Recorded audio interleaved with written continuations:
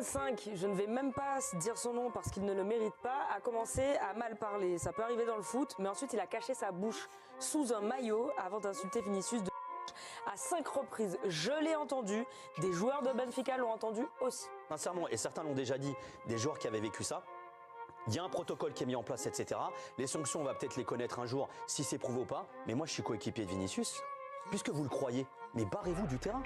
Mais faites-le et mettez l'UEFA face à ses responsabilités. Qu'est-ce qu'on fait dans ce cas-là? C'est-à-dire qu'à un moment, ça suffit de mettre des protocoles, des trucs, des machins. Les règlements, ça fait 20 ans qu'ils existent. Vous connaissez, vous, un joueur qui le met devant leur merde? Le protocole, c'est pour que le match continue de jouer. Mais c'est quoi le plus important? C'est que ça continue de jouer. C'est que ça continue de jouer ou qu'un mec qui se fasse traiter sur un terrain. Il peut faire cas de l'insulte qu'on lui signale. Après, il y aura une enquête déterminée si il l'a dit, il l'a pas dit. Bon, il y a quand même beaucoup de joueurs qui ont réagi. En tout cas, Mbappé dit lui aussi qu'il a entendu. Admettons. Mais les coéquipiers de Prestiani dans cette histoire. Parce que là, Kylian Mbappé, et je pense que pour qu'il le dise et qu'effectivement il y ait beaucoup de monde autour de lui, je pense que des joueurs de Benfica l'ont aussi entendu. Mais c'est ce qu'il dit. Hein. Exactement. Mais t'es son coéquipier. Mais c'est incroyable que tu laisses passer ça.